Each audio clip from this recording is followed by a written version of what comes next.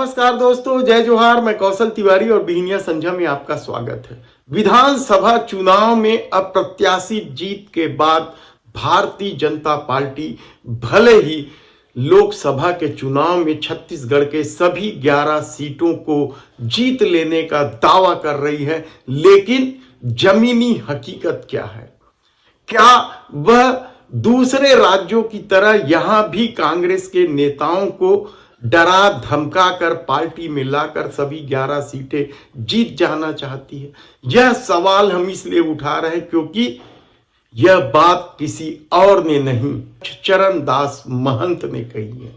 यही बात प्रदेश कांग्रेस कमेटी के अध्यक्ष दीपक बैज ने कही है।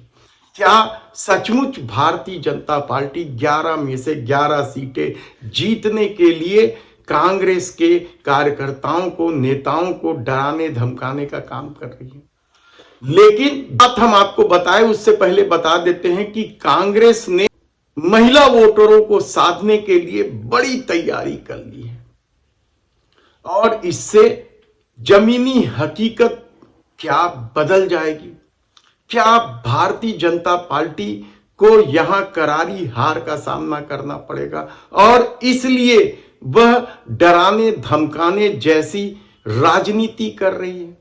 सवाल आप कई उठा सकते हैं, लेकिन हम थोड़ा सा बता दें कि कांग्रेस की असल में तैयारी क्या है। राहुल गांधी ने अपनी न्याय यात्रा के दौरान महिलाओं को 5 गारंटी दी है, जिसमें से सबसे बड़ी गारंटी है महालक्ष्मी, जिसके तहत महिलाओं को 1 लाख रुपए साल में मिलेंगे।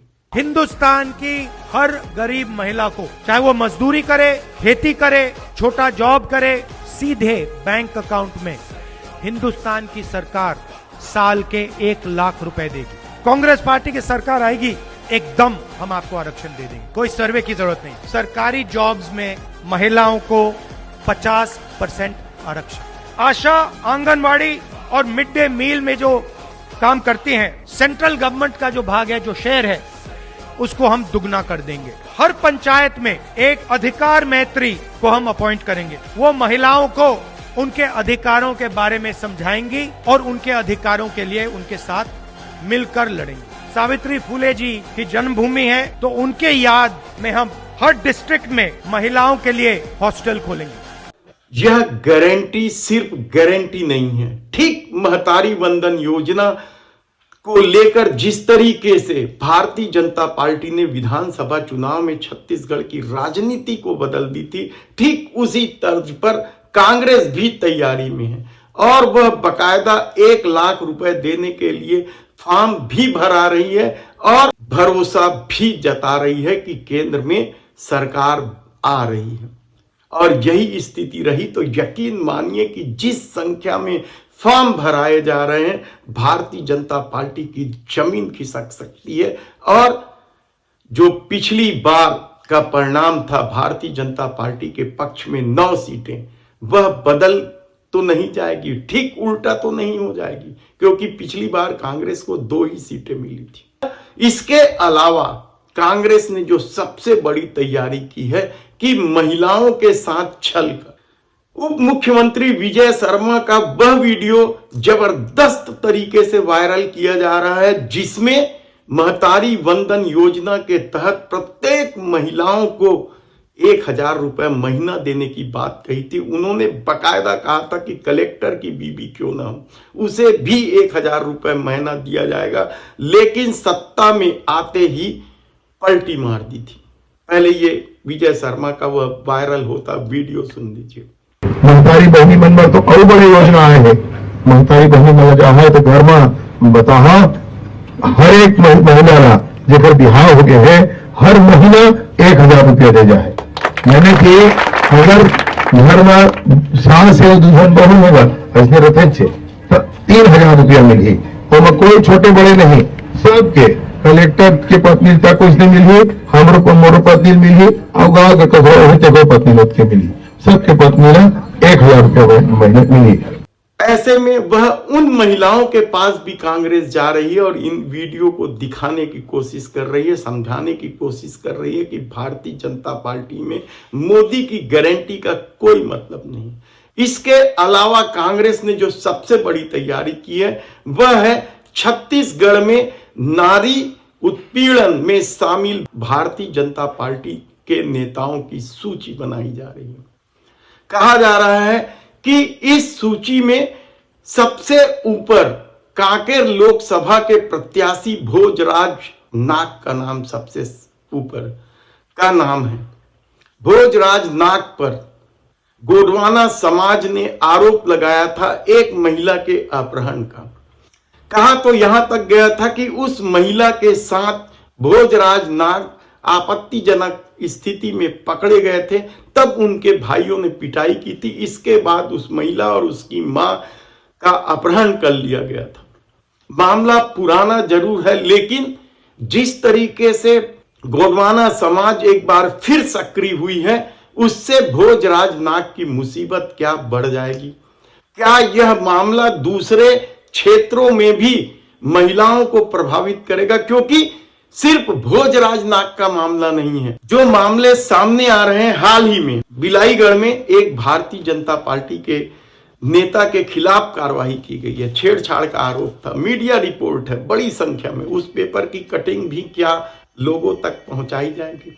इसके अलावा टिल्डा का एक मामला है, पुराना मामला है। विक्की सुखवानी का, नगर पालिका के उपाध्यक्ष हुआ करते थे तब, उनके खिलाफ एक युवती को रायपुर में लाकर उनसे छेड़छाड़ करने का मामला दर्ज था।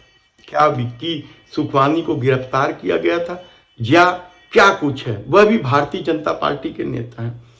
मंडल अध्यक्ष नंद कुमार साहू बिलाईगढ़ के, इनके खिलाफ भी इसी तरह का मामला है। और नंद कुमार साहू भारतीय जनता पार्टी बिलाईगढ़ शाखा के मंडल अध्यक्ष थे, उस दौरान यह घटना हुई थी। इसके अलावा शिखर गुप्ता, डॉक्टर शिखर गुप्ता बालोद के, यह भी भारतीय जनता पार्टी के नेता रहे। इसके खिलाफ भी उनके क्लिनिक में ही महिला के साथ छेड़छाड़ करने का आरोप लगा था। इसके अलावा जो अभी भी पद में है, उमेश अग्रवाल, रायगढ़ के भारतीय जनता पार्टी के जिला अध्यक्ष। यह मामला उस दौरान भी उठा था, लेकिन तब दबा दिया गया था। कहा जाता है कि वे इन दिनों जमानत पर चल रहे हैं। यह मामला भी बेहद तूल पकड़ा था। ऐसे दर्जन भर से अधिक मामले हैं महिलाओं के बलात्कार, छेड़छाड़ के, यौन शोषण के, जिसकी सूची कांग्रेस बना रही है। और यह एक तरफ 1 लाख रुपए देने की घोषणा, महतारी वंदन में महिलाओं के साथ छल करने की बात, और महिला यौन शोषण का मामला, ये सारे मामले किस कदर छत्तीसगढ़ की राजनीति में काम आएंगे कहना कठिन है। लेकिन कल जब चरणदास महंत ने खुलकर बताया कि किस तरीके से कांग्रेस के बड़े बड़े नेताओं को डराया धमकाया जा रहा है और उन्हें भारतीय जनता पार्टी में शामिल होने के लिए दबाव डाला जा रहा है। दीपक बैज ने तो चरणदास महंत के आरोप के बाद सीधे सीधे कहा कि भारतीय जनता पार्टी ने जो हवा बनाई है, मोदी सत्ता ने जो 400 पार की बात कही है, वह केवल हवा हवाई है। आत्ममुग्ध में है मोदी सत्ता, उन्हें जमीनी हकीकत नहीं मालूम है। छत्तीसगढ़ में इस बार भारतीय जनता पार्टी की सबसे बुरी स्थिति होगी। देखना है कि इन तमाम मुद्दों को लेकर चरणदास महंत और दीपक बैज जब हमलावर हैं, कांग्रेस आधी आबादी यानी महिलाओं का वोट साधने में तत्पर है।